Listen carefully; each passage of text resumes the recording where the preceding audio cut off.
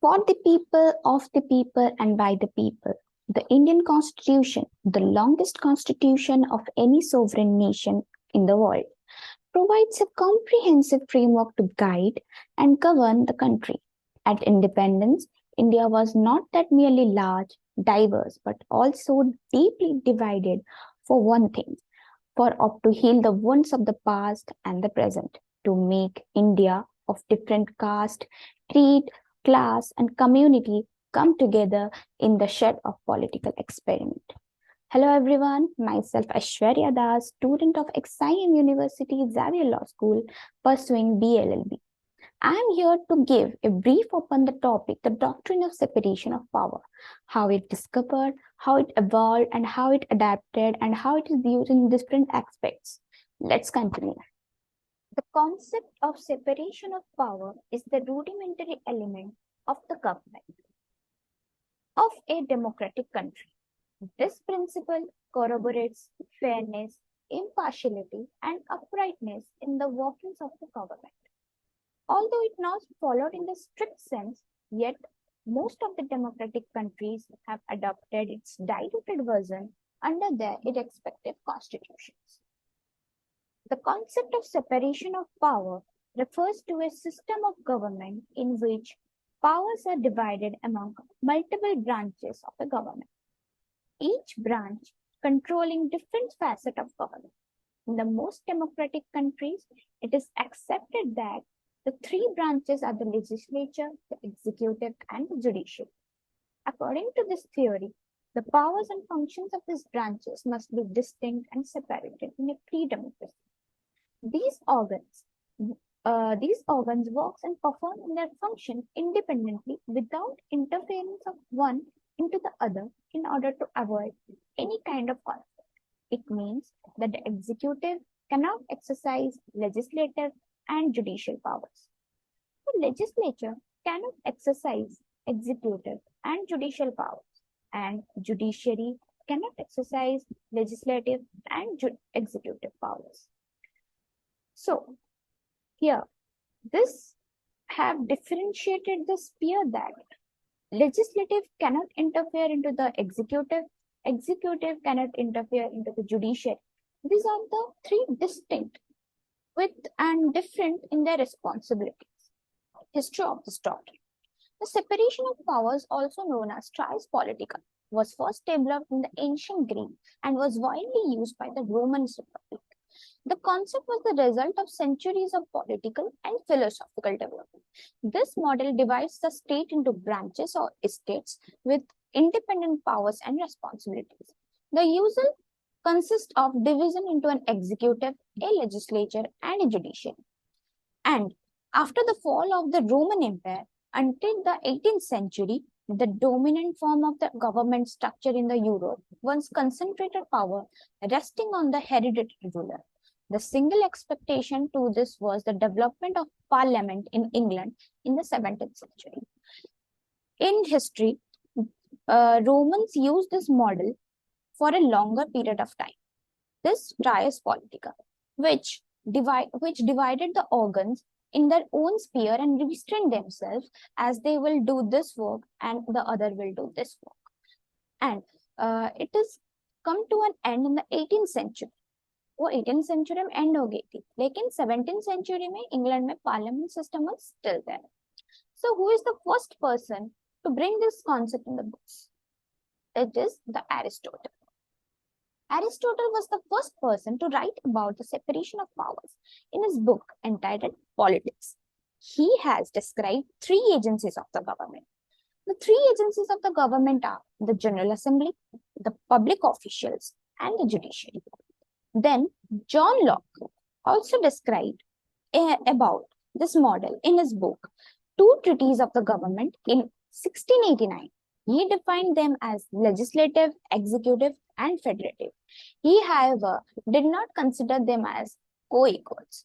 According to him, legislative branch is supreme than the other two. The other two, namely the executive and the federative, functions were to be exercised by the monarch.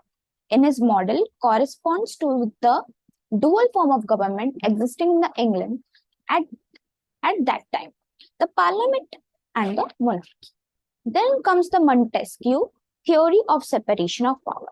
Montesquieu was the French philosopher who was known for the theoretization of the concept of separation of power in his book De l'Esprit des Lois, The Spirit of Laws, in 1748. Montesquieu later shown his theory largely based on the English system. He laid greater emphasis on political and natural liberty of the citizen. He explained the union of the executive and legislative power would lead to the despotism of the executive. Similarly, he also explained that the union of legislative power and the judiciary would not safeguard individuals against the state. Hence, he explained that the human liberty can be safeguarded only if the concentration of the powers in a person or a group of persons could be avoided. Montesquieu divided the government into legislative, executive, and judiciary functions. He declaring the general will of the state. He apprehended the executive power as that of executing the public resolutions, embodying the general will of the state. Similarly, he understood judicial power as the power of deciding civil and criminal cases. Out of all, Montesquieu considered judicial powers to be frightening as it has the power to harm the subject of life, liberty, or property. Through Montesquieu, it was credited for the theory of separation of power, misconstrued what he saw in England. So Montesquieu का यही view था कि अगर separation of power को हमने एक साथ कर दिया, if we given the powers of the executive and the judiciary in one sphere, तो it could be the reason could be oppressive or arbitrariness आ जाएगा. If the separation of power is discreted from each one of the organs, then some of they will remain in their own sphere and वो लोग वहां पे oppressive नहीं होंगे, वहां पे individual का liberty hamper नहीं होगा. जैसे कि for example, if we give our powers of legislative and executive and to a individual, to a one person, then वो chances हो सकते हैं कि वो tyranny हो जाए, कि oppressive हो जाए, कि वो arbitrariness आ जाए, कि वही laws बनाएगा, वही implement करेगा. तो मॉन्टेस्क्यू का व्यू पूरा क्लियर था कि अगर चेक्स एंड बैलेंस भी हो वहां पे, सो दैट अगर एक ऑर्गन कुछ भी अपना लिमिट्स क्रॉस कर रहा है तो दूसरे ऑर्गन अपने लिमिट्स के अंदर ही उस लिमिट को बाउंड कर सके ताकि वो अपना लिमिट्स क्रॉस ना कर सके. जैसे कि जुडिशियल रिव्यू है, सो दैट लेजिस्लेटिव ऐसा कुछ भी लॉज नहीं बना सकता. Judicial reviews is there.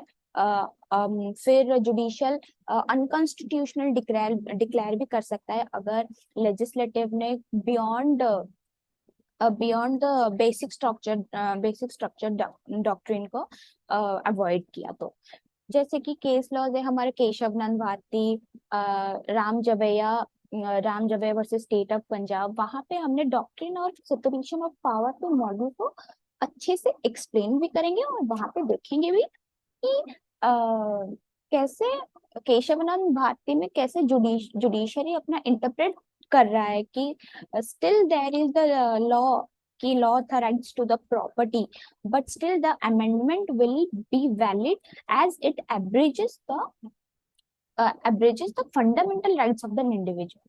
Fundamental rights are the supreme rights in our constitution. अगर फंडामेंटल राइट्स ही नहीं रहेंगे तो बाकी सब राइट्स का क्या ही मतलब. सो fundamental rights given the place of the supremacy in our constitution. So Montesquieu theory was the best theory from the other philosophers, as we know, and the meaning of separation of power he basically explained in a real positive way and a broad way. So now we will talk about meaning and background of this concept of separation of power. Okay. So the basic premise behind the doctrine of separation of power is that when power gets concentrated in a single person or a group of persons, they can be dangerous to the citizens.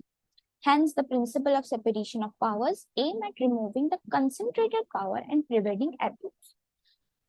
Like we know, abuse, जैसे if a organ concentrated of three of the powers, like he will implement judiciary powers, the executive powers, and the legislative powers, then it will be a form of monarch.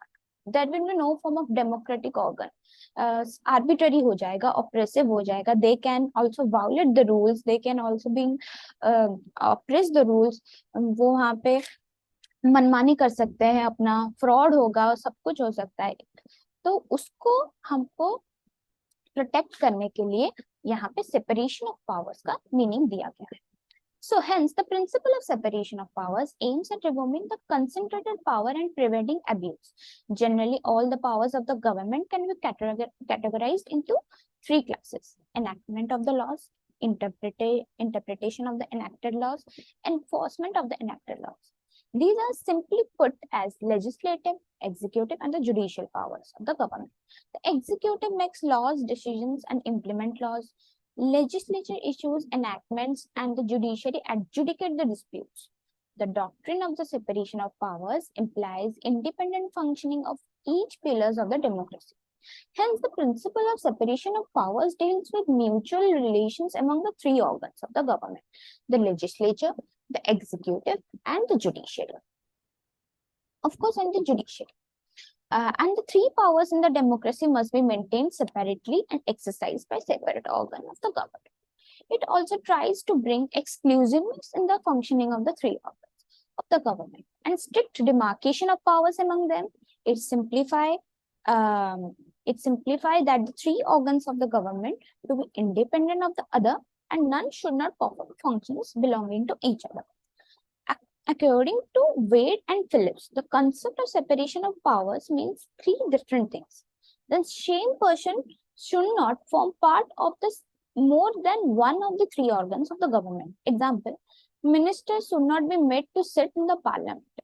One organ of the government should not control or interfere with the exercise of its functions by the other organ. Example, judiciary should be independent, or ministers should not made responsible to the parliament. And one organ of the government should not exercise the function of the another. So, what is the purpose of separation of power? The purpose of separation of power is to prevent abuse of a power by a single person or a group of individuals. It will guard the society against the arbitrary, irrational, and tyrannical powers of the state, safeguard freedom for all, and locate each functions to a suitable organs of the state for the effective discharge and of their irrespective duties. So you just think, if a single person holds all the veto powers in himself, then what about the liberty? And what about that? How should we know that which government and what government is governing us in what way? So it can hamper to our liberty and our fundamental rights also. It is irrational and tyrannical powers. Monarchy का government आ जाएगा, जैसे कि एक ही person सारे powers को enjoy कर रहा है और उसमें हमको govern कर रहा है. So what are the objectives of the Indian Constitution? The Constitution is the supreme law of the land, and it helps to maintain integrity in the society and to promote unity among the citizens to build a great nation. The main objective of the Indian Constitution is to promote harmony throughout the nations. The factor which help in achieving these objectives are: first one is justice. The Constitution of India promises to uphold order in the society through a number of fundamental rights and directive principles of the state policy programs. It consists of social, economical, political purposes. For example, there is a dire need of a dam in our state. So state government, through the funds, initiates to build a dam for the needs and purpose for the people in their state. For schemes also, if there any dire need of any employment or any other thing, like and fundamental rights like Article 19, 14 and their implementation. These are comes under the DPS. So second one is social equality. The constitution goal of social justice is to create a society free from discrimination based on caste, creed, gender, religion, and other factors. For example, reservation systems. Reservation systems in many jobs and many educational systems also to avoid this social equality, social inequality. Third, economic equity. Economic justice means that no one can be treated differently based on their wealth, income, or other financial circumstances. Equal to pay for equal work must be provided to all, and opportunities to earn a living must be made available to all. Take, for the instance, Article 39, which mandates equal pay for equal work for men and women. Men and women. Then fourth, justice in politics. Political justice means that everyone has an equal, free, and fair right to participate in political opportunities without being discriminated against. Take, for instance, Article 14 to 18, rights to equality.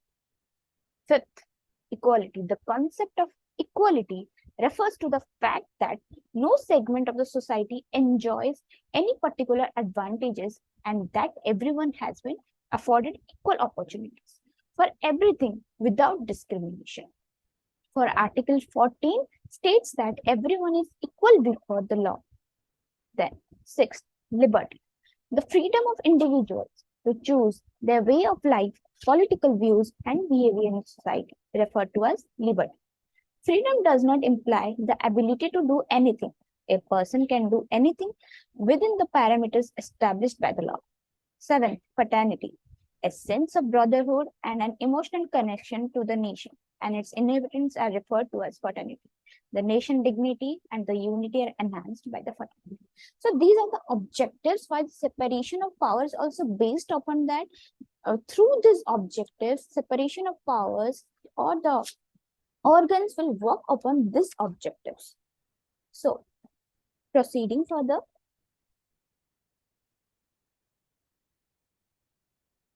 meaning of separation of powers. Okay, we discussed about purpose of separation of powers. Meaning of separation powers. What does this mean? Separation of powers divides the mechanism of governance into three branches: legislature, executive, and the judiciary. Although different authors give different definitions in general, we can frame three features of this doctrine. Each organ should have different persons in capacity. A person with a function in one organ should not be part of the another organ. One organ should not interfere in the functioning of the another. Like judiciary cannot interfere in the parliament. Like executive cannot interfere in judiciary. One organ should not exercise the function of another. They should stick to their mandate. Thus, these broad spheres are determined, but in a complex country like India, there no often arises conflict and transgression by one branch over the other. Through the system of checks and balances. Also, sometimes legislatures interfere into executive matters. Also, judiciary interfere into legislative matters, and legislature also interfere in the judicial matters. Significance of this doctrine. Why do we need a separation of power between the various organs of the state? Whenever there is a concentration of power in one center authority, there is bound to be a greater chances of maladministration, corruption, nepotism, abuse of power. This principle ensures the autocracy does not creep into a democratic system. It protects citizens from arbitrary rule.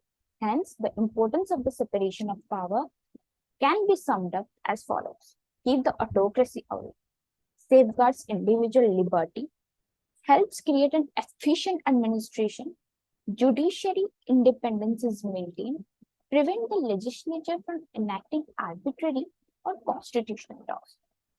So these are the significant ways why this doctrine is helping us to avoid these points like autocracy, individual safeguarding individuals' liberty, helps create an efficient administration. To a efficient administration means the better implementation of laws, better adjudication, and better form of governance. A good governance.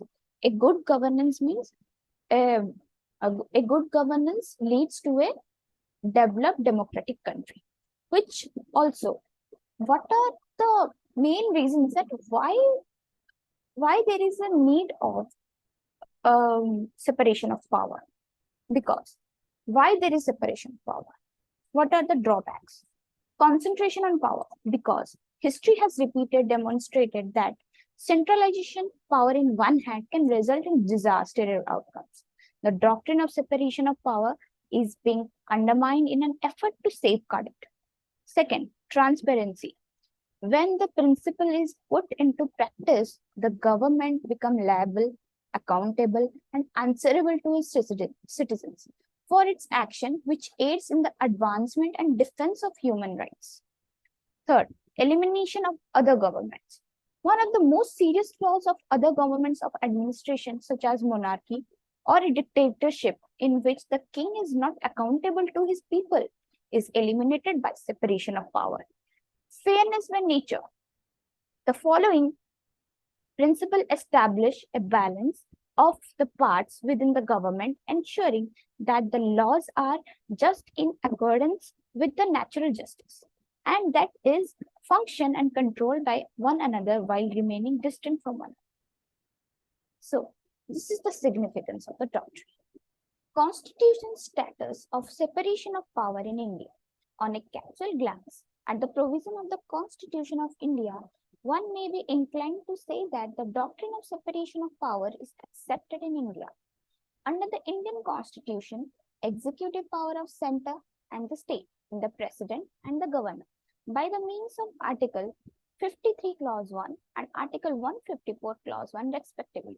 But in Article 79, the president also in the legislative composition in Lok Sabha, Rajya Sabha, and the president, which is the composition of the parliament. Under Article 50, the state is expected to make efforts to ensure the independence of the judiciary. That is, judicial powers are vested with the Judiciary Supreme Court, High Court, District Court, and other subordinate court. Parliament and the same, they cannot be questioned before any court within the India, where president and the governors are immune. Similarly, judicial conduct of any of the judges of the court cannot be discussed in the parliament and the state legislature under Article 121 and 211. Taking into account the above factors, jurists are of opinion that the doctrine of separation of power has been accepted in Indian Constitution.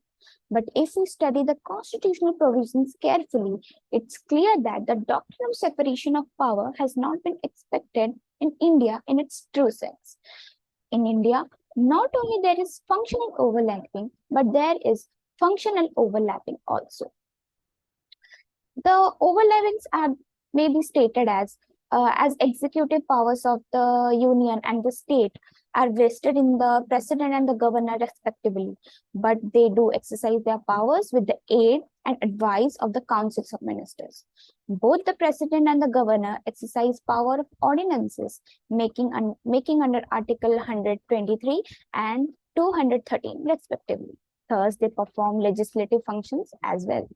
President has also the powers to disqualify any member of the parliament under Article 103.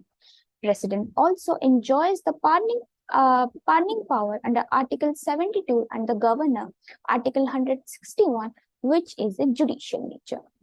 In Article 13 of the Indian Constitution gives the power of judicial review to the judiciary, which means that if court finds any act or law made by the legislature or executive inconsistent with the fundamental rights, it may be declared the same as null and void, even if the power to amend the constitution by the parliament is subject to the security of the court. For example, take the case of Keshav and Bharti versus State of Kerala. In this case, the Supreme Court held that the court can declare any amendment null and void if the changes the basic structure of the constitution. In many cases, Supreme Court or the courts have the power 2. Issue directions for the parliament to make policies, where the executives in India is also authorized to legislate in the name of the delegated legislation.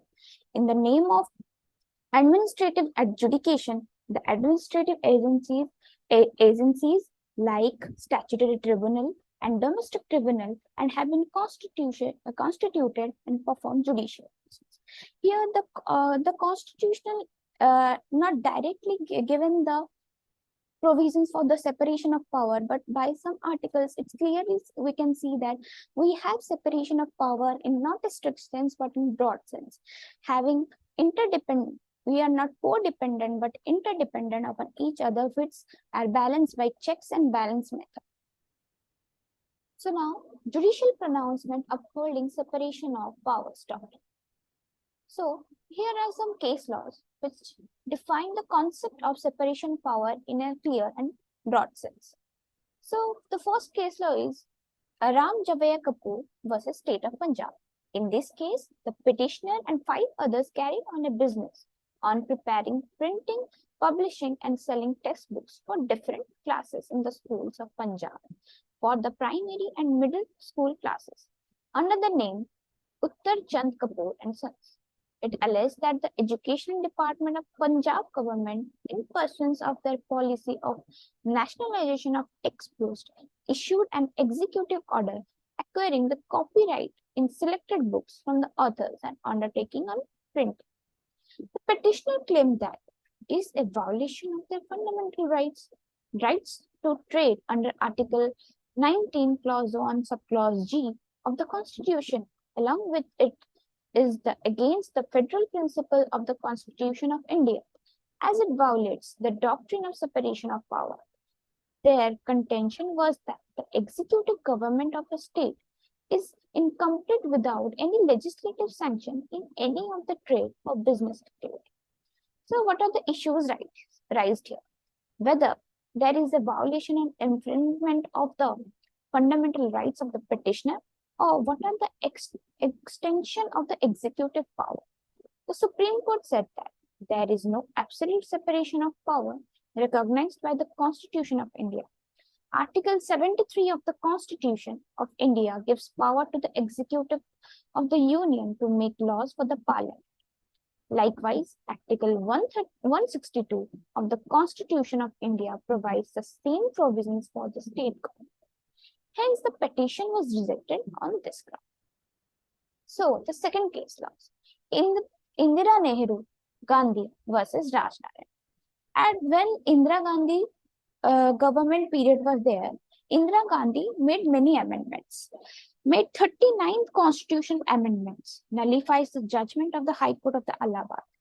Constitutional amendments of Article 329A as claimed that no judicial review on election dispute to the office of PM. So, Raj Narayan claimed that the election process was in a fraudulent way. So, in this judicial review, judgment, judicial review now onwards on a basic structure doctrine.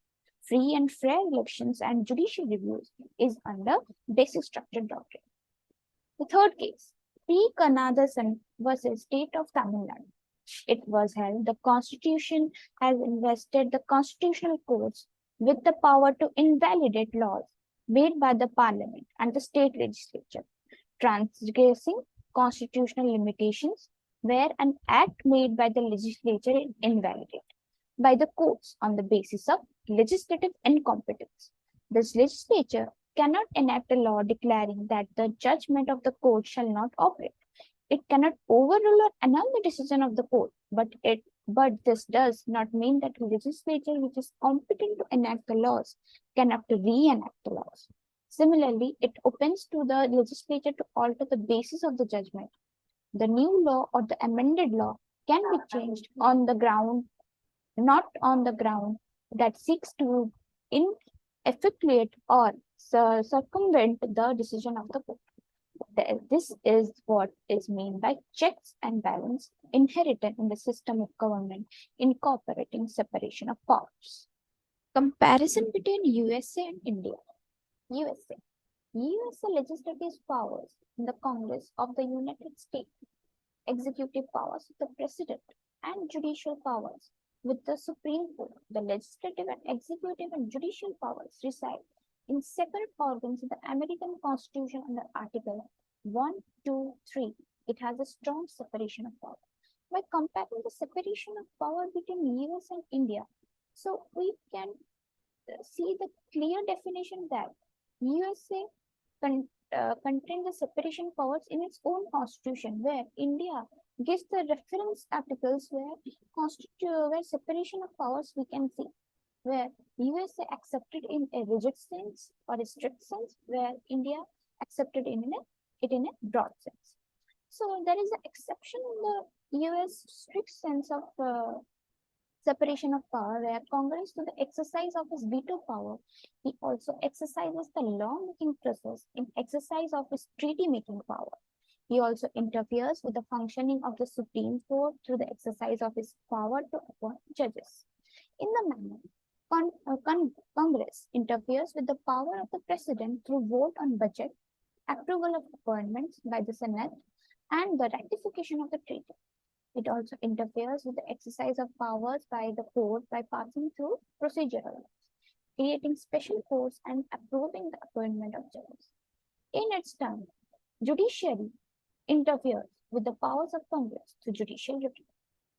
In India, through the Constitution, legislative powers have the Parliament, executive powers, the head is the President, and in judiciary, we have Supreme Court, High Court, District Court, and other subordinate courts. In Article 50, so when we see Article 50, separation of judiciary from executive and public services of the state. And in Article 121, courts not to inquire into proceedings of the Parliament, judiciary conduct of High Court and Supreme Court judges, that discussion is not to be held in the Parliament. It is the Article 120. Courts not to inquire into proceedings of the Parliament. Article 361. President or the Governor shall not be answerable to any court for the exercise and performance of powers or duties of his office. Here, the governors and the President are immune. When we look to the Constitution provisions carefully, then we can see that the doctrine has not been accepted in India in its strict sense or rigid sense. Here, President exercising legislative powers and judicial powers. Article 123, issuance of ordinances. Article 357, President can exercise legislative functions during the proclamation of state emergency. Article 103, question as to disqualification of members of Parliament. Article 72, powers to grant pardon. Article 217, clause 3, if any question arises as the age of a judge of a high court, the question shall be decided by the President. Here, judiciary exercises executive and legislative powers, the interference of the judiciary. Article 227, the High Court has supervisory powers over all subordinate courts and tribunals. Article 145 and 225. Here, Supreme Court and High Court can make rules for regulating the practice and procedure of the court. Here, the interference of the legislature into judicial and executive functions. Here, Article 61, procedure for impeachment of the President. Article 54 and 55, election of the President by forming an electoral college. Checks and balances also included here. It is not a rigid sense, but in a broad sense. So, comparison between USA and India, we can take it as USA and India, that USA takes it as a strict separation of power, but India takes it as a broad separation of power. India's checks and balances and USA checks and balances differ from each other. So we will discuss about what, by examining the various provisions irrespective of the Constitution of India and United States of America can be seen to be theoretically have a stricter separation of powers than India. Despite of the fact that neither country guarantees an absolute or a rigid separation of power. Although neither nation constitution explicitly mandate power separation across all departments, the various provisions of both the countries' constitution strongly suggest that this in the case. The way the doctrine is implemented in both the countries is uh, fundamentally different because of how the president and the executive branch are led. In comparison to India, executive control over the legislature and vice versa is relatively less effective in the United States. The presidential form of the government is in the place in the United States, and the president is regarded as an actual executive head. This basically means that, in theory, that the president acts independently and is not subject to the legislature if the actions falls within the boundaries or within the bounds of the Constitution. The Supreme Court still has the authority to judicial review the president's action. In a similar way, the legislature operates independently to the executive, and the president does not have to authority to dissolve a Congress that is in charge.